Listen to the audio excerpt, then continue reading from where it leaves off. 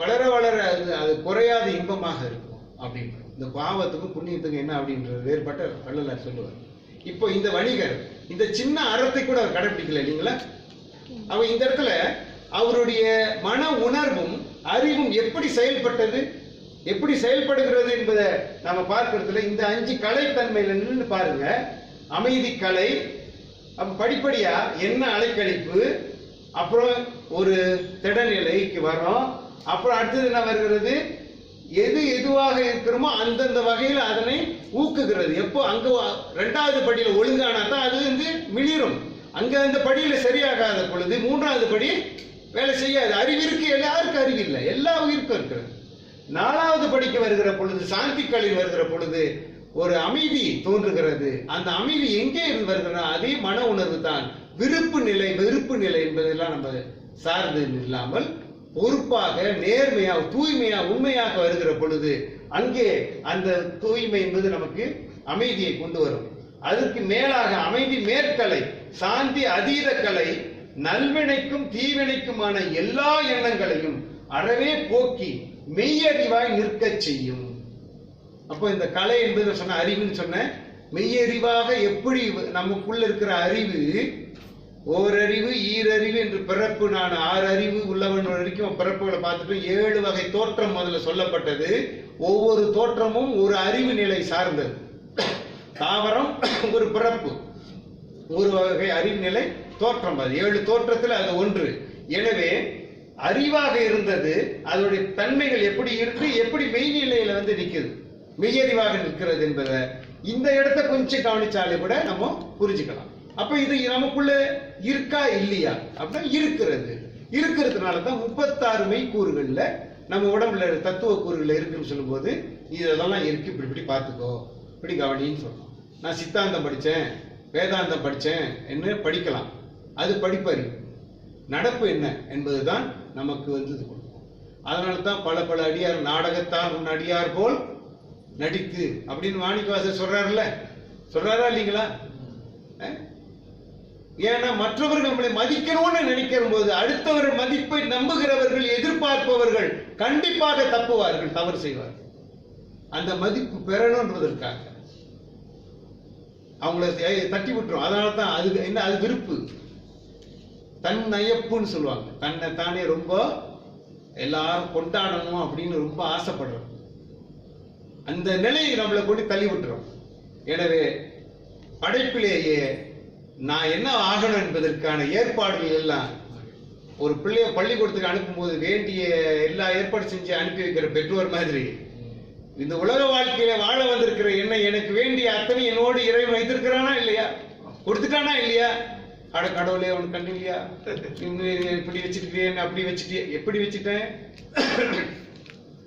அவனுடைய நல்வினை தீவினையை கொண்டு அவனும் அதை பார்த்து கொள்வார். எனவே மனத்து உணர்வு பொருந்தி உலக நுகர்ச்சிகள் நிகழ்கின்றன.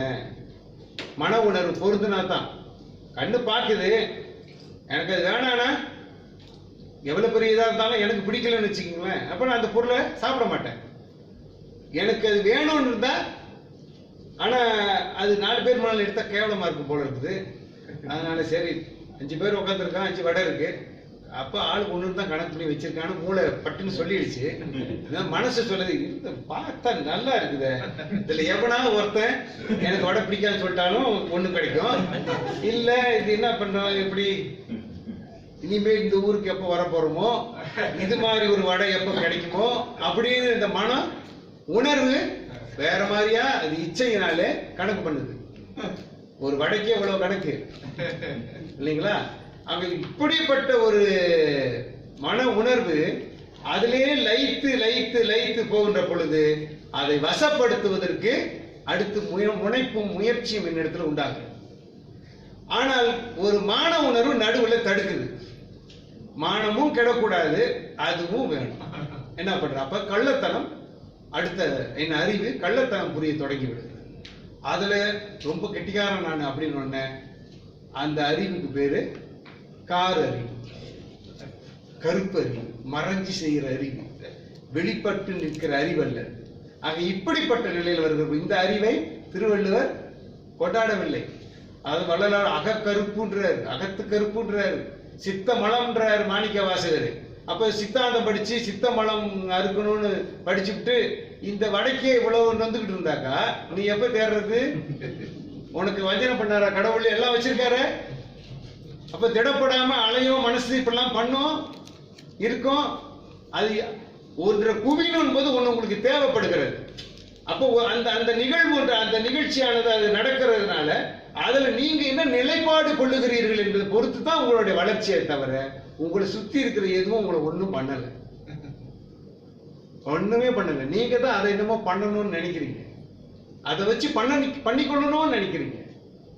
இதெல்லாம் இன்னைக்குள்ள மேல்நாட்டு தத்துவங்கள்ல மேல்நாட்டு இதுகள்ல அவன் ஒரு புதுவிய போக்குல கடவுள் அது இதெல்லாம் இந்த கட்டுப்பாடுலாம் வச்சுக்காம இந்த மனம் இப்படிலாம் போகும் இப்படிலாம் வரும், டோன்ட் பி டூ கிரீடிலா அப்படின்னு ஏதோ ஒன்று சொன்னா நம்ம நல்லா பேசினாரு அப்படின்னு கை தட்டிட்டு நம்மளும் வந்துடுவோம். முடிஞ்சா அவர் ஆங்கிலத்தில் பெருசா எழுதி ஒரு 2 நாள்ல அழகா அட்டை போட்டிருந்தாருன்னா கருத்தட்டை வாங்கி கொண்டு வீட்டில் மாட்டிடுவோம். முடிச்சுட்டா இதை வச்சு தியானம் பண்ணு, இதே பாரு, இதே புள்ளிய நோக்குமா, அதை நோக்குறது இங்க நோக்கு. அதான் சொல்றாரு திருநாவுக்கரசர். தேவாரம் படிச்சுட்டு தேவாரத்தில் அவநம்பிக்கையா இருக்குது. இதுதான் திருநாவுக்கரசர் சொல்றாரு. மாத்திரை போது மறித்துலே நோக்குமின் அப்படின்ற உள்ள பாரு, பாத்திரம் சிவமென்று பணிகிறேன், கோத்திரமும் குலமும் கொண்டு என் செய்வீர் கேட்கிறார். பாத்திரம் சிவமென்று பணிகிறேன். எது பாத்திரம்? எது உனக்கு உன் உள்ளம் நிற்பதற்கான தளம், இடம் எது? அதுதான் சிவம்னு சொன்னார். அந்த சிவம்னு சொல்லும்போது உங்க மனசுல என்ன தோணுச்சு? அன்பே சிவம் தான் தோணணும் உங்களுக்கு. அது அன்பின், அது உணர்வு மயமாக பேசப்படுகிறது. அது உறவாடுகின்ற ஒன்று. உறவாடு, அந்த உறவுக்கோள் நட்டுனர். அப்படி நீங்க இப்ப நான் சொல்றேன், அண்ணாவுக்கு தெரியும். அன்னைக்கு கூட நான் ஒரு பேசிக்கிட்டு இருந்தோம். சொன்னா அண்ணா என்னால நிறுத்த முடியல அண்ணா அப்படின்னு. இன்னைக்கு நிறுத்திடுவேன். அவர் கேட்டார் திருக்குறள் இது பேசுறேன். அண்ணா ஒன்னும் தெரியாம கேட்டேன். ஏன்னா ஒரு கற்றறிவாளன் கற்றாரை காமுறுவன்ற அந்த கதை. ஆக அந்த அறிவு களஞ்சியத்தோட அவரோடு உறவாடுகின்ற அந்த பேரின்மை எனக்கு கிடைத்தது. அவர் பேசிட்டு சொன்னான், இப்படி பாருங்க கிளிக் பண்ணுதுன்றாங்க. அப்படி தொட்டு தொட்டு தொட்டு தொட்டு போகிறது. இந்த மரபில, இந்த மெய்யடியில இவ்வளவும் கிடக்கிறது. ஆக நம்ம ஒண்ணு படிச்சுட்டோம்னா அதோட நான் படிச்சுட்டேன், எஸ்பிஎம் முடிஞ்சு, எஸ்பிஎம் சிலபஸ் படிக்கிறோட ஓகே கட்டி போட்டு அந்த வெய்யின்ற மாதிரியானது அல்ல. இது அப்படி அல்ல. இது வாழ்க்கை, இது உணர்வு. அதனால தான் அவனும் தன்னை பார்க்க சொன்னான். அங்க சமயம் என்ற பேர்ல பார்த்தாலும் அப்படித்தான் பேசப்படுகிறது. சமய சாராத நிலையினாலும் அது பேசப்படுகிறது. எதுவா இருந்தாலும் மன தூய்மையும் உண்மையும் இல்லைன்னு சொன்னாக்க எதுவும் சித்திக்காது என்பதை சொல்லி இருக்கிறார்கள். எனவேதான் இவற்றை வாயிலாக கொண்டு உலகத்துடன் மனம் என்னும் பகுத்தறியும் 5 கருவி சொன்னோம். புலன் 5, பொறி 5, 10 மனம் இருக்கிறது. மனம் 4 கூறா இருக்கிறது. சித்தம், புத்தி, அகங்காரம் சொல்றோம், இதெல்லாம் தெரியும். ஆக அந்த அடிப்படையில மனமானது இதெல்லாம் பொருந்தி பாருங்க. ஆனா மனத்தை இயக்குவது எது அப்படின்றது அந்த உயிராக இருக்கிறது, அந்த ஆன்மாவாக இருக்கிறது. ஆன்மாவுக்கு அந்த ஃப்ரீடம் என்று சொல்லப்படுகின்ற அந்த உரிமை இருக்கிறது. இறைவன் கொடுத்துட்டான். நீ என்ன பார்த்து என்ன எடுக்கணும்னு எடுத்துக்கோ. ஆனா அது இது மாதிரி அப்படியோட விளைவுகள் இருக்குன்ற அதுதான் இயற்கையில விதின்னு சொல்லணும். இப்படி பண்ணா இது இப்படி வரும், இப்படி பண்ணா இப்படி வரும் அப்படின்ற மாதிரி ஒரு அமைப்பு. அது ஊழ் என்று சொல்லப்பட்டது. அந்த ஊழ் என்பதில் எல்லாரும் ஆசையினால சிக்கி ஓடி கிடக்கின்றார்கள். அந்த ஊழ் என்பது விருப்பு வெறுப்புகள்ல கிடக்கிறது. அந்த ஊழ் நிலையை தாண்டிட்டவனுக்கு ஐயா நீங்க குறிப்பிட்ட இடம், ஊழையும் உப்பக்கம் காண்பர் உழைவின்றி தாழாது உயற்றுபவர் திருவள்ளுவர் சொல்ற. ஊழி பெருவழி ஆவுல அப்படின்றாரு. இந்த ஊழி விட வலிமையான ஒண்ணு இல்லப்பா உலகத்துல. நீ என்ன பண்ணா கடைசியில தான் முந்துரும்ன்றாரு.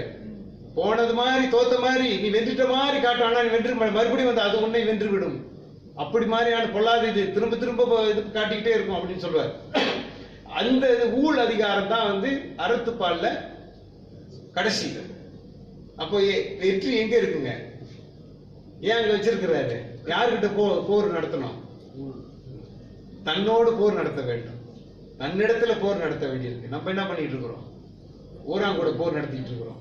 நீ பெருசா நான் பெருசா, நான் வலிமையா நீ வலிமையா, நீ அழகா நான் அழகா, நீ அறிவா நான் அறிவா, இப்படின்ற மாதிரி நம்ம என்னென்னமோ பண்ணிட்டு இருக்கிறோம்.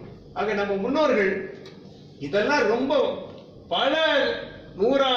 கோடி முறைகளுக்கு மேல பல்லவ பெரியவர்கள்லாம் இது பட்டறிந்து ஒத்து வந்த அந்த ஒரே அனுபவ தன்மையை கொண்டு இவற்றை வடிவப்படுத்துகின்றார்கள்.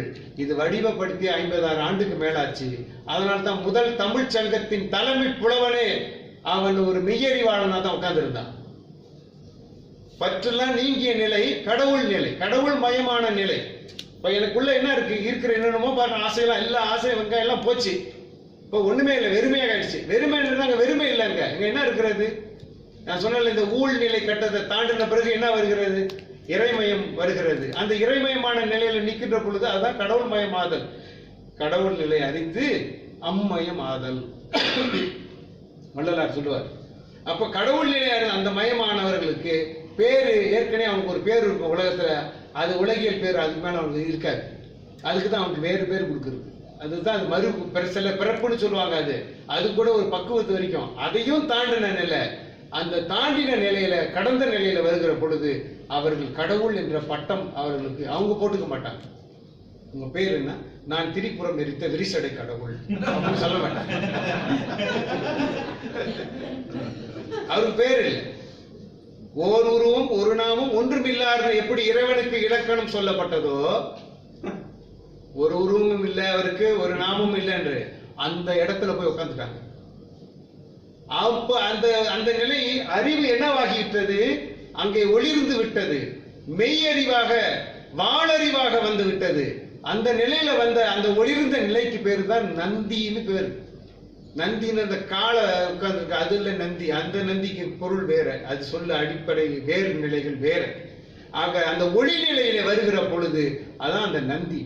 அவர்கள் அந்த சமயத்தில் அந்த பட்டம் பொதுவாக இருந்தது, அருளாளர்கள் பொதுவாக இருந்தது. அறிவு என்லைட்டன்மென்ட் சொல்றாங்கல்ல, அந்த மாதிரி நிலைமையில அறிவு நிலை பெற்றவர், அறிவு விளக்கம் பெற்றவர்கள்.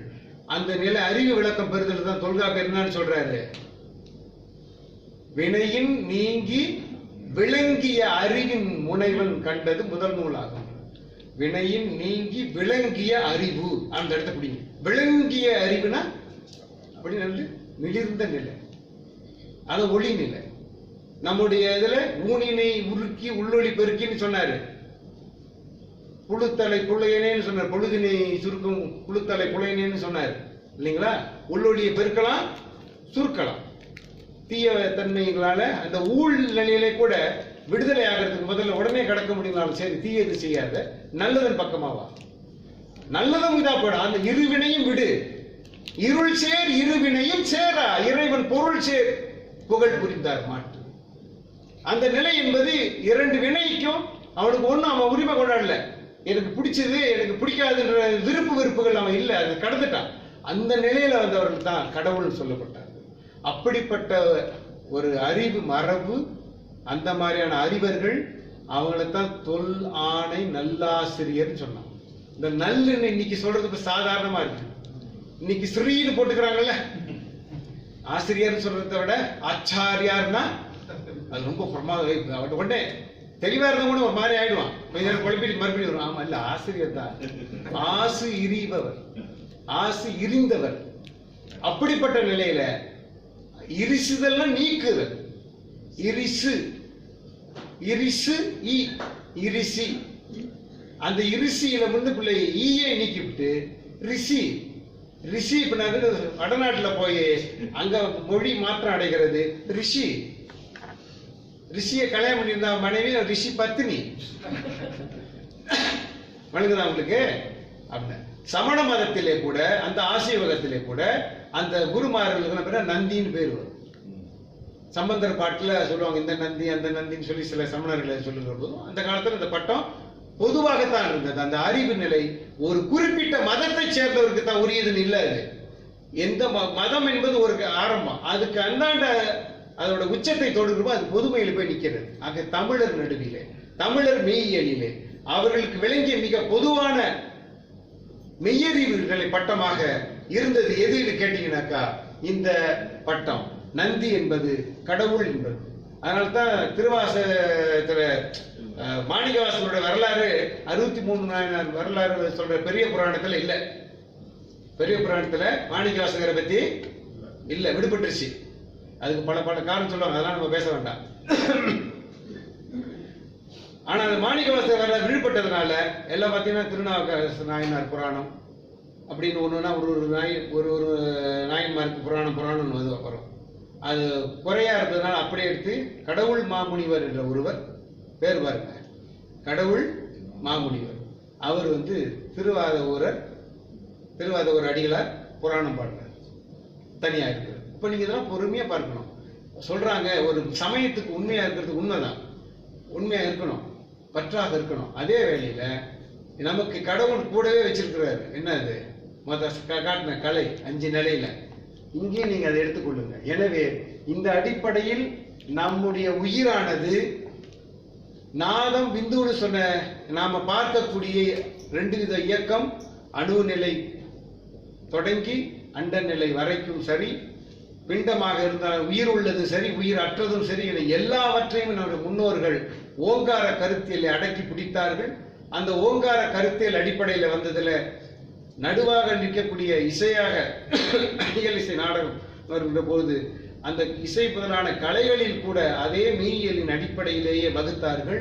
அதை சொல்லுகிற இசை நுணுக்கம் போன்ற நூல்கள் இன்றைக்கு தமிழன் வீட்டில் ஒருத்த வீட்டில் இல்லை, என் வீட்டிலே கிடையாது, எனக்கு கிடைக்கல.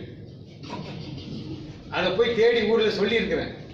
மறுபடியும் பார்த்து நாங்கள் அச்சு பண்றோம்னு இன்னொரு அறிஞர் வந்து அது ஒரு முயற்சி பண்ணியிருக்கிறார். சிலப்பதிகாரம் படிச்சீங்கன்னா சொல்லி இதை நிறைவு செஞ்சிருவோம். சிலப்பதிகாரம் படிச்சீங்கன்னா அரங்கேற்ற காதைன்னு வரும். மாதவி வந்து எல்லா கலையும் கற்றுக்கிட்டு அவ அரங்கேற்றம் பண்ணுகின்றார். அரங்கேற்றத்துக்கு வர்றப்ப அவருக்கு என்னென்னலாம் தெரியும்னு சொல்லுங்க. இப்ப உரையாசிரியர்கள் விளக்கம் எழுதுறவங்க எழுதுறாங்க, இதெல்லாம் தெரியும் அவளுக்கு, ஓவியம் தெரியும், ஓவியக்கலை, நாட்டிய நன்னூல் அவளுக்கு தெரியும், இப்படின்னு ஒண்ணு அப்ப இந்த நூல் இதை பற்றி எந்த நூல்ல எப்படி சொல்லியிருக்கு, இந்த நூல்ல இதை பற்றி இப்படிலாம் சொல்லியிருக்கு.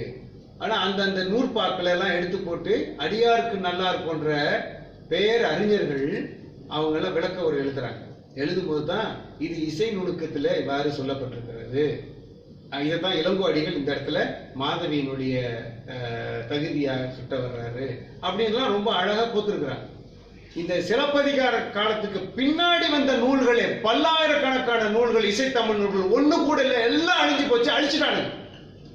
பொங்கல்ல கொண்டு போகியில கொண்டு போட்டது கலைமகள் விழான்னு சொல்லிட்டு காவேரி 18ஆம் பேருக்குன்னு சொல்லிட்டு காவேரி ஆத்துல போட்டா காவேரி ஆறிய போச்சு. இப்போ தொலைஞ்சு போ கழுத, உனக்கு நூல் இல்லை, உனக்கு புத்தக அறிவு இல்லை, இதோட அருமை தெரியல, கழுதைக்கு கொடுத்தத கூட சாப்பிட்டு ஏதோ அதை தெம்பா இருந்துட்டு இருக்கோம், நீ அதை சாப்பிட கூட கிடையாது, படிக்கவும் கிடையாது, போட்டு எரிச்சிட்டியடான்னு சொல்லிவிட்டு புடுக்கலை போடுறது இயற்கை போயிடுச்சு.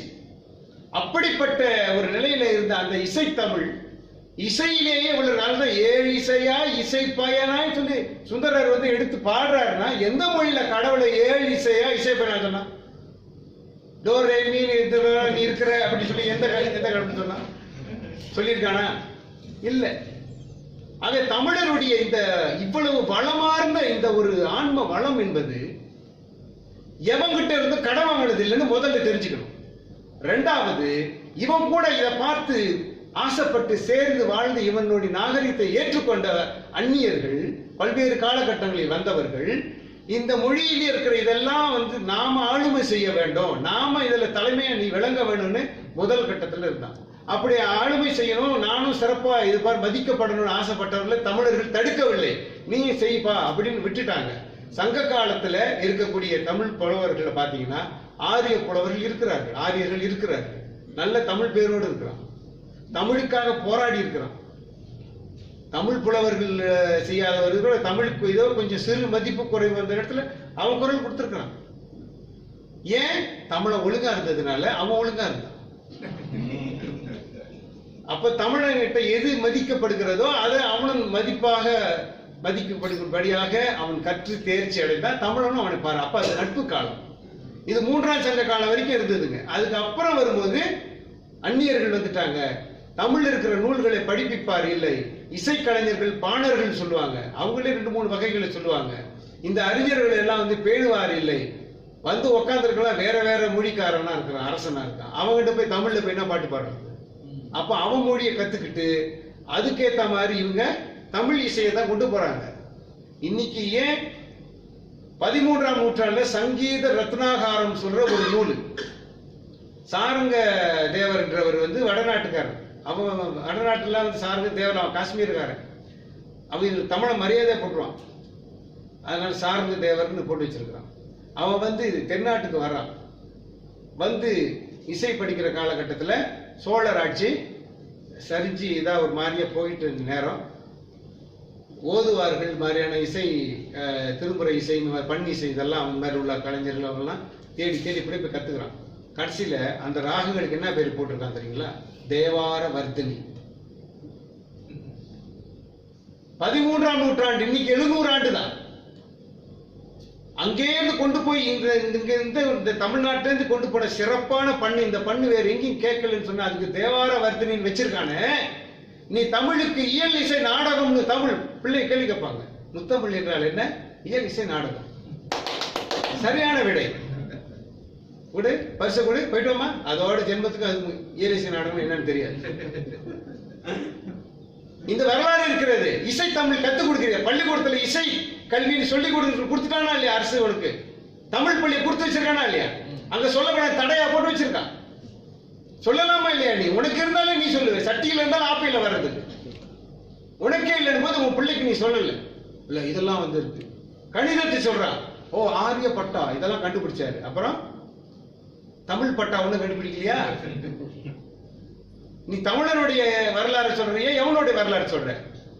அப்படி இதெல்லாம் கலவையாக்கி போட்டு ஒரு குறிப்பிட்ட வட இந்தியர்களினுடைய ஆளுமையை மேம்படுத்தணுன்றதுக்காக அவங்க வேலை செஞ்சுட்டு இருக்கிறாங்க. அந்த வேலையில தான் வந்து மோடி இப்ப இருக்கிற கடைசியான கருவி.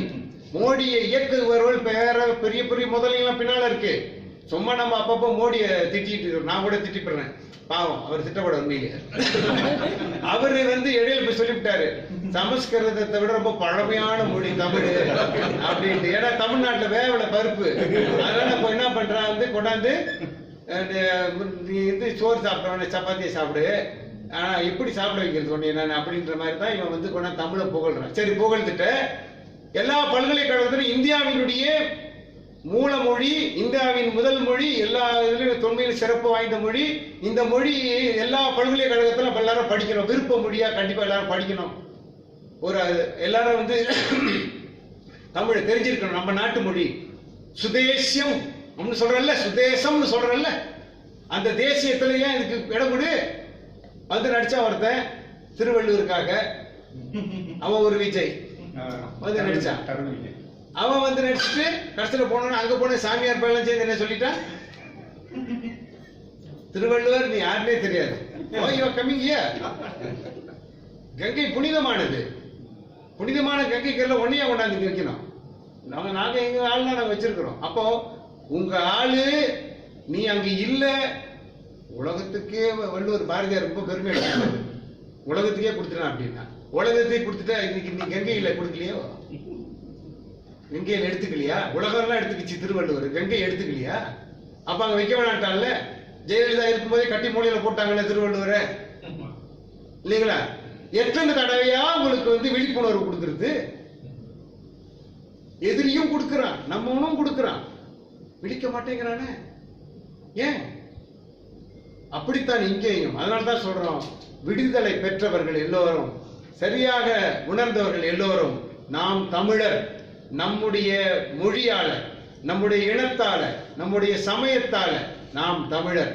அடுத்தது நம்முடைய கொள்கை என்பது தமிழருக்கு இருந்த சமயங்களுக்கு அத்தனைக்கும் மேலாக எல்லா நிலை பெரிய சமய கணக்கர் எல்லாரும் ஒத்துக்கொண்ட ஒரு பெருநெறி என்ன அப்படின்னு சொன்னா அதுதான் வந்து தெய்வ திருவள்ளுவர் அவர்கள் செய்த திருக்குறள். அந்த பொதுமையை கொண்டாந்து எல்லாரும் ஒத்துக்கிட்டான், எல்லாரும் ஏத்துக்கிட்டான். அதனாலதான் வேற எந்த மறைநூலுக்கும் மறைநூல் பேர் கிடைச்சது, ஆனால் பொதுமறை என்ற பேரு கிடைக்கவில்லை. எனவே இந்த அடிப்படையில் நான் இன்றைக்கு உங்கள்கிட்ட சொன்ன மெய்யியல் என்பதை முற்றிலும் இது தமிழர் சார்ந்தது, தமிழர் கொண்டு வந்தது என்றாலும் உலக பொதுமை தன்மை உடையது. அந்த தன்மையில் அது என்னைக்கும் குறையாது. இந்த பண்போடு நாம் மேலும் மேலும் நம்முடைய தேடலை தொடர்வதற்கு அடுத்த காலத்தில் உங்களை சந்திக்க இறைவன் திருவருள் கூட்டுமாக என்று வேண்டி எல்லோருக்கும் என்னுடைய அன்பான வணக்கங்களை வாழ்த்துக்களையும் கூறி விடைபெறுகின்றேன். நன்றி, வணக்கம்.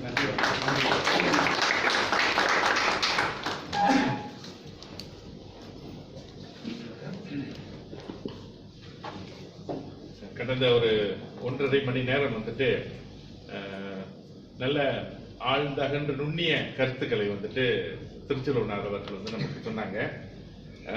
அதாவது குறிப்பாக இந்த பொன்னுசாமி பிள்ளை அவருடைய அந்த இசை நூல்ல இருக்கின்ற தமிழர் மெய்யியல் எப்படியெல்லாம் சொல்லப்பட்டிருக்கின்றது என்பதை ரொம்ப அற்புதமா கடந்த முறையும் விளக்கினாரு, இந்த முறையும் அவர் சொல்றாரு.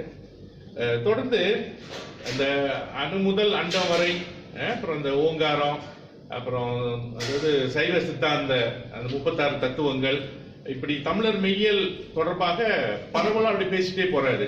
இது 11வது வகுப்பு டாக்டர், இது தமிழர் மெய்யியல் தொடர்பாக அவர் சொல்வது.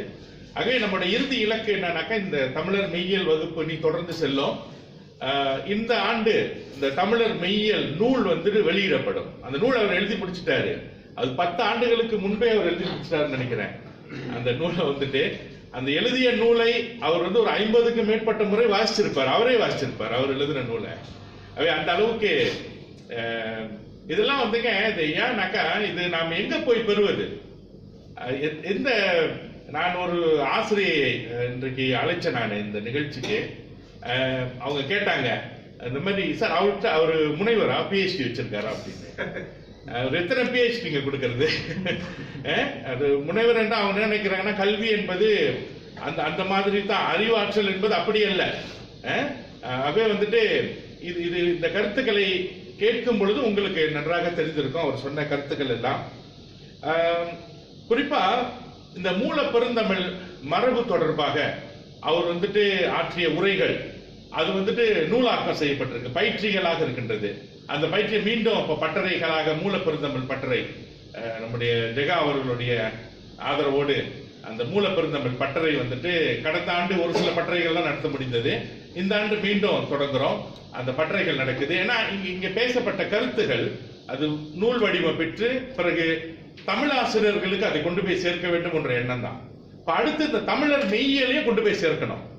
அதுக்கு நீங்க தான் எங்களுக்கு வழிகாட்டணும். அது எப்படி நூலாக அது வரும், அந்த நூலை நாம் வந்துட்டு பரப்பலாம். ஆனா வந்து இந்த கருத்தை வந்து பரப்புவதற்கு சற்று முன்னர் நம்ம மருத்துவர் செல்வம் அவங்க வந்துட்டு ரொம்ப அருமையான ஒரு கருத்தை முன் வச்சாரு. இந்த பதாகை தொடர்பாக சொல்லும் பொழுது, அதாவது நம்ம கருத்தை நாம சொல்றதுக்கு ஒன்றும் தடை இல்லையே.